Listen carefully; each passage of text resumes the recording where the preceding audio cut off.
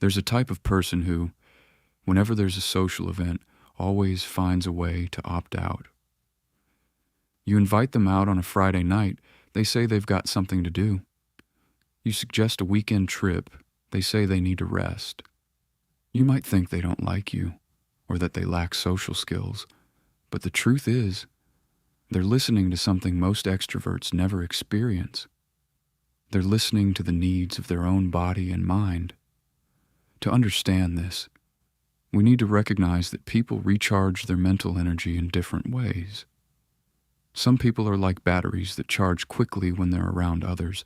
Laughter, conversation, high-energy activities, but others are like batteries that drain in those same situations. When they're in social environments, second by second, their energy slowly fades. This isn't weakness or extreme introversion. It's simply how their brain is wired. Imagine you're like a phone with two modes. In the first mode, you're holding that phone in a quiet, enclosed room with soft lighting. Everything is in order. You control the sound, the light, even the air around you. In the second mode, you take that same phone into a crowded cafe where there's noise from multiple conversations, dishes clattering to the floor, strangers walking by, and light flickering in from the windows. Which phone runs out of battery faster? Exactly, the one being used in the chaotic environment. The same thing happens with people who prefer staying at home. Every social interaction, even the fun and meaningful ones, uses up a certain amount of energy. They have to process everything around them, the faces, the conversations, the social cues they need to read and understand. That's why after a night out with friends, they need a full day at home to recharge. And the key thing is, this isn't laziness. It's just the biology of how their body works. But there's a second reason people often overlook.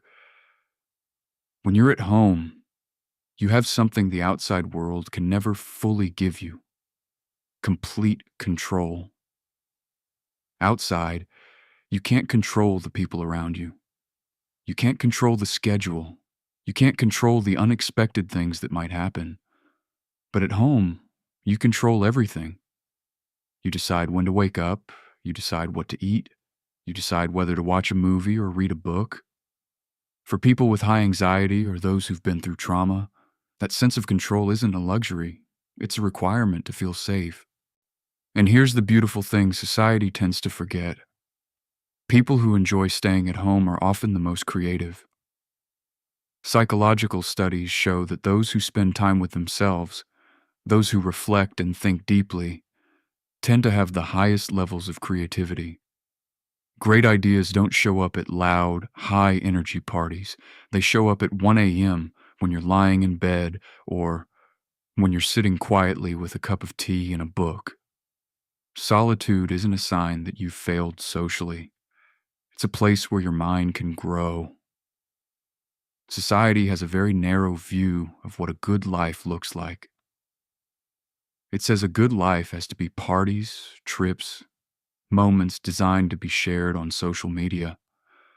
But what if your best life is a quiet morning, a good book, a movie you want to watch for the third time, a cup of hot chocolate, and no plans at all? That's not sad. That's self-awareness. But it's important to make a distinction. Not everyone who stays home actually loves solitude. Some people stay home because of social anxiety, because of depression, because they're afraid they're not good enough. And that's a completely different issue. When solitude becomes a cage instead of a home, when it keeps you from the things you truly want to do, that's when it's time to take a closer look. So the next time someone says they like staying home, don't laugh or assume they're avoiding life.